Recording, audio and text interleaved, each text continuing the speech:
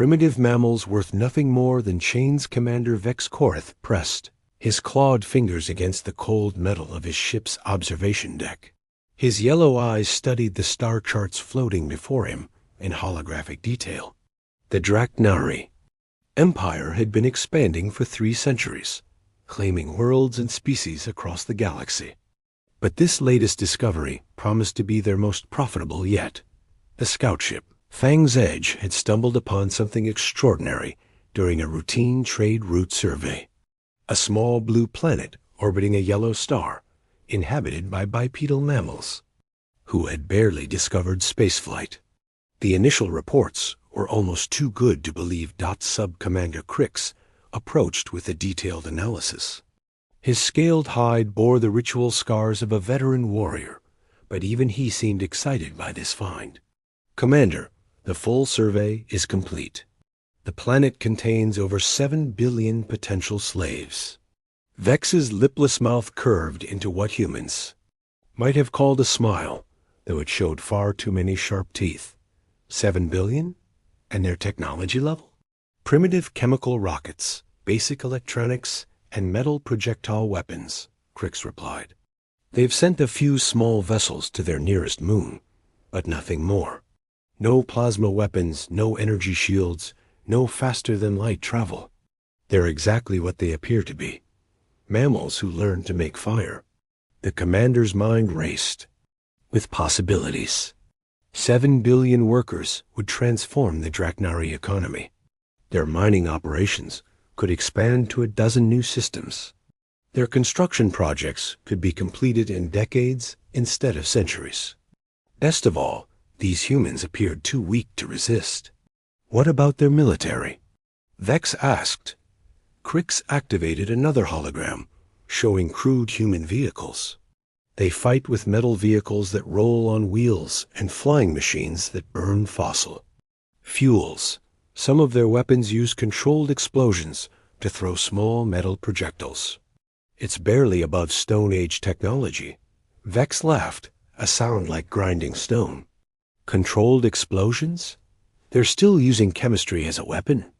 How? Delightfully primitive. The observation deck's communication array suddenly came alive with incoming signals. The holographic display showed 2 other ships approaching the system. Vex's good mood vanished instantly. Competition. The first ship belonged to the collective. Swarm, a hive mind species that controlled entire star systems through perfect coordination. Their vessels looked like metallic insects, all angles and compound surfaces. The second ship was from the Nexarian Republic, an aquatic civilization that had turned warfare into an art form. Within minutes, representatives from all 3 empires were connected through quantum communication. The conversation that followed would have terrified any human who understood its implications. Hive Mind, Unit 7749, spoke first. Its voice was the combined thoughts of 10,000 individuals, creating an eerie harmony. Draknari vessel, you have discovered a world that belongs to the collective. These primitive individual minds will serve our expansion perfectly. Captain Zelathorn's response came through the aquatic breathing apparatus that kept her alive. In space, her voice bubbled with contempt. Both of you land dwellers are thinking too small. This world is 70% water. The Nexarian Republic has the strongest claim to these maritime resources. Vex's claws extended involuntarily. The Draknari Empire discovered this system first. These mammals will learn to serve their reptilian masters. The collective sensors detected energy signatures from this system 4 rotations ago. Unit 7749 claimed, "Our claim predates yours by standard galactic measurement."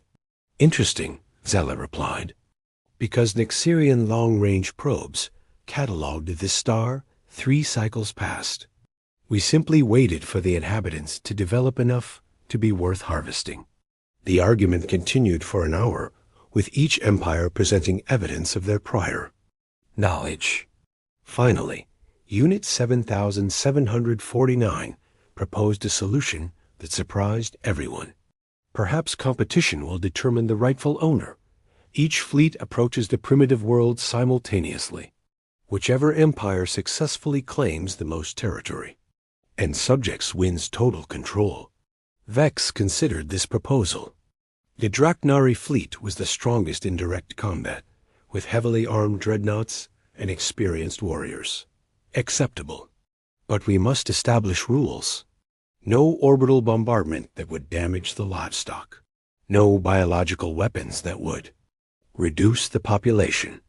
This is a harvesting operation, not an extermination. Agreed, Zella said. The Nexarian Republic's advanced technology will demonstrate our superiority over these dry land primitives. The collective's perfect coordination will overwhelm their chaotic individual minds. Unit 7749 added. We accept these terms. Each empire began preparing their fleets for what they assumed would be a simple conquest. The Draknari assembled 200 warships, their hulls painted in the traditional red and black of their warrior culture. Collective mobilized 300 vessels that moved in perfect formation like a school of mechanical fish. The Nexarian Republic deployed 150 ships, each one a masterpiece of engineering designed for maximum efficiency. None of them bothered with extensive reconnaissance. Why waste time studying the defensive capabilities of a species that couldn't even leave their own solar system? Meanwhile, deep beneath the mountains of Colorado, a different kind of preparation was taking place. Director Sarah Chun stood in the command center of Cheyenne Mountain, watching displays that showed the approaching alien fleets. Her team of analysts worked quietly around her, their faces illuminated by screens showing data that would have amazed the incoming invaders. "Ma'am, we have confirmation from Deep Space Station Alpha," reported Technical Sergeant James Wright. 3 separate fleets, estimated arrival in 72 hours. Combined force of approximately 650 vessels. Sarah nodded calmly. At 55, she had spent 30 years preparing for this moment. The daughter of Chinese immigrants, she had worked her way up through the ranks of the United States Space Force before being selected to head humanity's most classified project. "Signal Admiral Kozlov," Sarah ordered. "Tell her it's time to activate the Silent Fleet." In another part of the facility, Captain Marcus Rivera was preparing for his own crucial role. At 38, the former Navy pilot had been chosen to command humanity's visible space presence. His job was to make the aliens believe they were winning. "Captain, you understand the importance of your mission," Sarah said as she entered his briefing room. "Everything depends on selling the deception." Marcus straightened his uniform. "Yes, ma'am. My squadron will play the part of desperate civilians trying to evacuate. We'll make sure the aliens see exactly what they expect to see." The plan was elegant in its simplicity. For decades, humans had been monitoring alien communications throughout the galaxy. They had learned about the 3 empires, their technologies, their weaknesses, and most importantly, their arrogance. Every public human space mission had been carefully designed to appear primitive and non-threatening. The International Space Station, the moon bases, the Mars colonies, all of it was real, but it was also a carefully constructed facade. While the aliens watched humans struggle with chemical rockets, the real human space program was building something far more impressive in the shadows. Captain Rivera's squadron consisted of 12 vessels that looked like enlarged versions of early human spacecraft. Crude, inefficient, and obviously inferior to alien technology. The aliens would see them and think they represented the pinnacle of human engineering. They would be wrong. As the alien fleets approached Earth's solar system, they detected exactly what they expected to find. A few primitive vessels near the planet, some basic satellites, and communication signals that confirmed their assessment of human technology. The inhabitants appeared to be panicking, sending desperate messages about unknown objects approaching their world. Commander Vex Korath studied the intelligence reports with satisfaction. They don't even have proper sensors. Their telescopes are optical devices that collect photons. They're essentially using their eyes to look at space. Unit 7749's collective consciousness buzzed with amusement. Primitive individual minds always panic when faced with superior coordination. Notice how their communications lack synchronization. Each human settlement is acting independently. Captain Zella Thorne reviewed the tactical data from her flagship. Their ships are using controlled explosions for thrust. Controlled explosions. They're literally riding exploding chemicals through space. No wonder they haven't left their system. The three alien fleets established positions around Earth's solar system, each empire claiming a different approach vector. They began their final approach with the confidence of apex predators stalking helpless prey. The Draknari fleet moved in aggressive formation, their weapons powered but not yet targeting the human vessels. Commander Vex wanted to capture as many ships intact as possible for study. The collective swarm approached in perfect mathematical precision, their vessels moving like a single organism. Unit 7749 was already planning how to integrate human neural patterns into the collective consciousness. The Nexarian Republic ships flowed through space like water, their commanders analyzing the best methods for aquatic conversion of the human population. None of them noticed the subtle changes beginning to occur throughout the solar system. Space itself seemed to shimmer occasionally, as if reality was adjusting itself.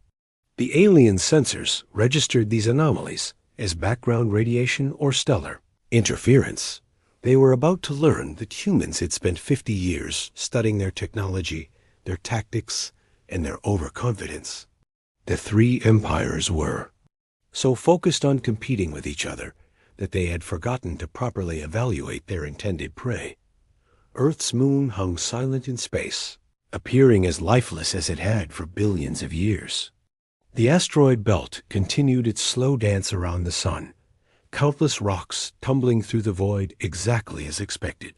Jupiter's massive form dominated the outer system, its great red spot swirling with familiar patterns. Everything appeared normal, because humans had learned the most important lesson in galactic politics. Sometimes the best defense is to let your enemies underestimate you completely. The trap was set. The aliens were coming, and humanity was ready to remind the galaxy that the species that had survived ice ages, plagues, and world wars was not nearly as helpless as it appeared. When the hunters became the hunted, the three alien fleets entered Earth's solar system like competing stormfronts, each empire eager to claim their prize first. Commander Vex Koreth's Draknari dreadnoughts took the direct approach, charging straight toward the blue planet with weapons ready. The collective swarm's vessels spread out in a perfect net formation, designed to capture fleeing humans. Captain Zella Thorne's Nexarian ships flowed around the system's edge, preparing to cut off any escape routes. What they found exceeded their wildest expectations of easy conquest. Captain Marcus Rivera sat in the command chair of the Horizon's Dream, one of 12 human vessels that appeared to be frantically fleeing Earth's vicinity. His crew played their roles perfectly, sending panicked transmissions that the aliens could easily intercept. "Emergency broadcast to all human settlements," Marcus transmitted, making sure his voice carried the proper note of terror. "Unknown. Alien vessels approaching Earth. Repeat, we are under attack by unknown alien forces. All civilian ships are advised to evacuate immediately." The alien commanders listened to these transmissions with growing satisfaction. The humans were reacting exactly as expected, with fear, chaos, and complete lack of coordination. Pathetic. Commander Vex growled as he watched the human ships scatter in different directions. They're not even trying to form a defensive formation. Each vessel is running to save itself. Unit 7749's collective consciousness buzzed with amusement. Individual minds always prioritize personal survival over group strategy. Notice how their vessels are using inefficient escape vectors that waste fuel. Captain Zella studied the fleeing human ships through her tactical displays. Their propulsion systems are so primitive they can barely achieve orbital velocity. At this rate, we'll capture them all within hours. The three alien fleets began their final approach, still competing with each other, but confident that the humans posed no real threat. The Draknari ships formed an aggressive wedge formation, their red and black hulls gleaming with weapon charge indicators. The collective swarm moved in perfect coordination, each vessel responding instantly to the thoughts of the central hive mind. The Nexarian ships flowed like a tide, their commanders already planning the aquatic modifications they would make to their new slaves. Then, something impossible happened. Deep beneath the surface of Earth's moon, Admiral Elena Kozlov received the signal she had been waiting 30 years to hear. The 62-year-old former Russian cosmonaut smiled as she activated the communication array that would change galactic history. All silent fleet units, this is command. Operation Homecoming is now active. Repeat, Operation Homecoming is active. Show them what humanity really built in the shadows. The response was immediate and overwhelming. Space itself began to change around the alien fleets. What had appeared to be empty voids suddenly shimmered and twisted, revealing shapes that shouldn't have been there. Advanced stealth technology, developed from decades of studying alien sensor systems, deactivated simultaneously across hundreds of hidden positions. The asteroid belt between Mars and Jupiter, which had appeared to be nothing but tumbling rocks, revealed its true nature. Massive human battle stations emerged from camouflaged positions, their hulls bristling with weapons technology that combined the best innovations from all three alien empires. Humans had been watching, learning, and building for 50 years. Jupiter's largest moon, Ganymede, opened like a mechanical flower to reveal construction facilities that had been building warships in secret. Dozens of vessels launched from hidden bays, their designs incorporating elements that would have looked familiar to each alien empire. If those empires had ever imagined a species capable of reverse engineering their technology. Saturn's rings, which had concealed manufacturing platforms for decades, came alive with activity. Hundreds of human fighters streamed out of disguised facilities, their pilots trained on simulators that perfectly replicated alien combat tactics. Even Earth's own moon revealed its secrets. The lunar surface split open in dozens of locations, revealing launching bays that had been carved from the rock itself. Massive human dreadnoughts emerged from these hidden positions, their weapon systems powered by fusion reactors that surpassed anything the aliens had imagined possible. Within minutes, the three alien fleets found themselves completely surrounded by over 800 human vessels. Commander Vex Korath stared at his tactical displays in stunned disbelief. This is impossible. Our sensors showed empty space. How can ships appear from nothing? His tactical officer's voice shook with confusion. Sir, I'm reading energy signatures that match our own stealth technology, but more advanced. They've been here all along. Unit 7749's collective consciousness reeled from the impossibility of what it was seeing. The hive mind had perfect coordination across thousands of individual units, but somehow the humans had hidden an entire fleet from its awareness. Asterisk. Analysis indicates human technology exceeds collective capabilities in multiple areas, the hive mind reported to itself. This contradicts all previous intelligence. Captain Zella Thorne's gills fluttered rapidly, a sign of extreme stress among her aquatic species. Battle stations. All ships prepare for combat. How did these primitive mammals develop such advanced stealth capabilities? A new voice cut through all alien communications, broadcast on every frequency simultaneously. Admiral, Elena Kozlov spoke with the calm authority of someone who had planned this moment for decades. Attention, alien fleets. I am Admiral Elena Kozlov of the Earth Defense Force. Welcome to our solar system.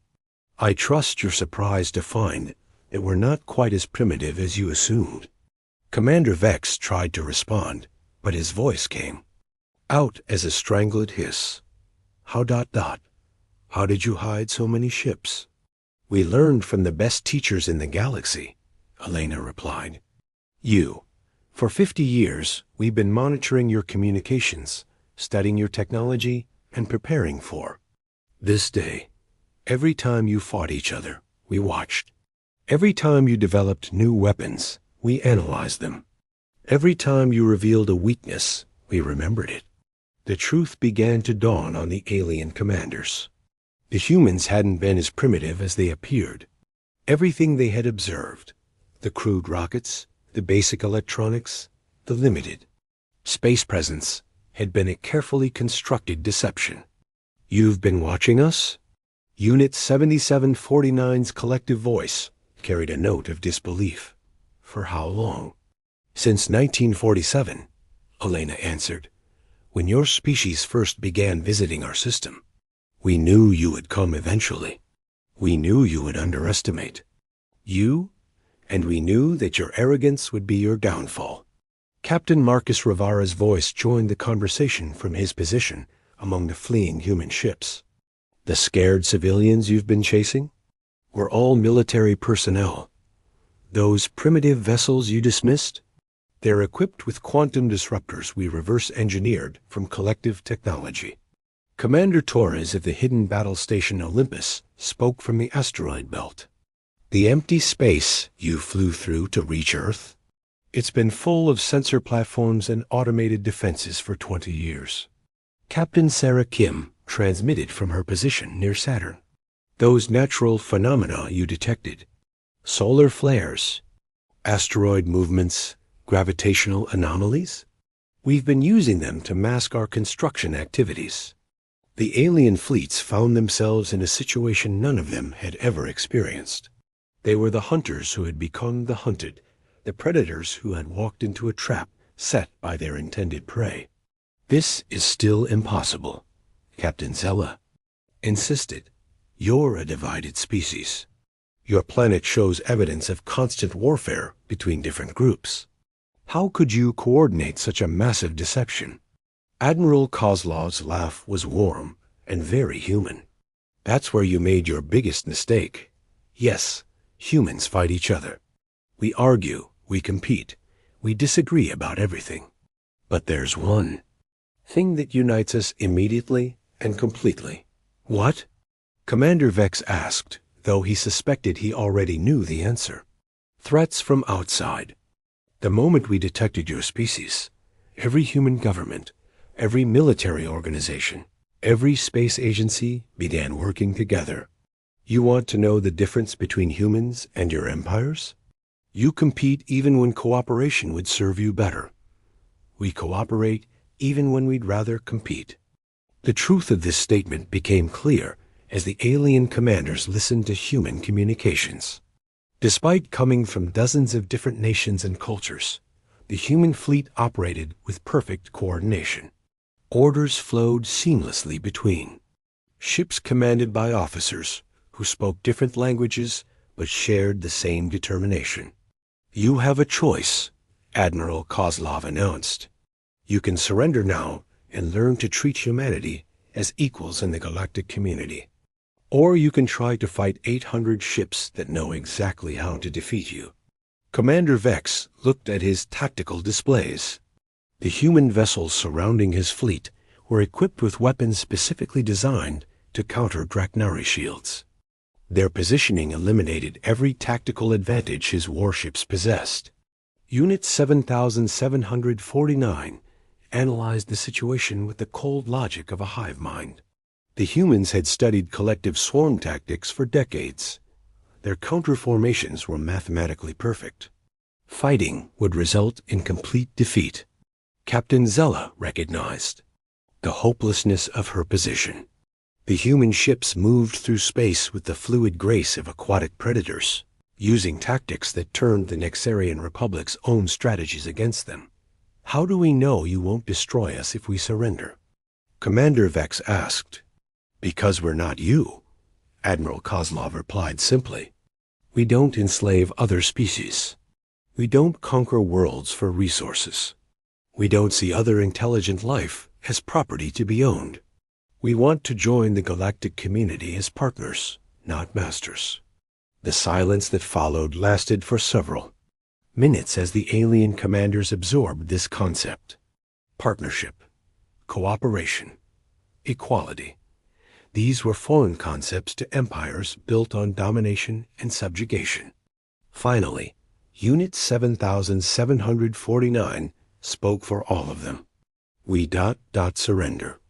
We will carry word of humanity's capabilities to the galaxy.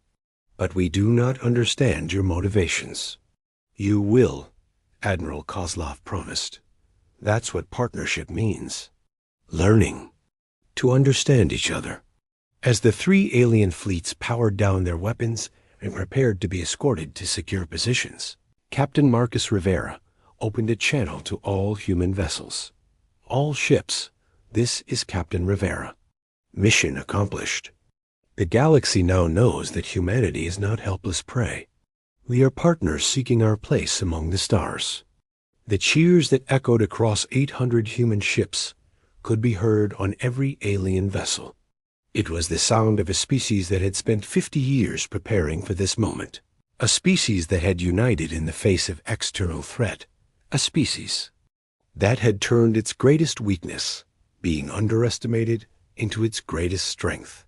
The silent fleet had revealed itself at last, and the galaxy would never be the same. In the months that followed, the three alien empires would learn what it meant to deal with humans as equals. They would discover that the species they had dismissed as primitive mammals possessed innovations in technology, strategies in warfare, and philosophies of cooperation that could benefit everyone. But most importantly, they would learn that sometimes the most dangerous predator is the one that doesn't look like a predator at all. Asterisk.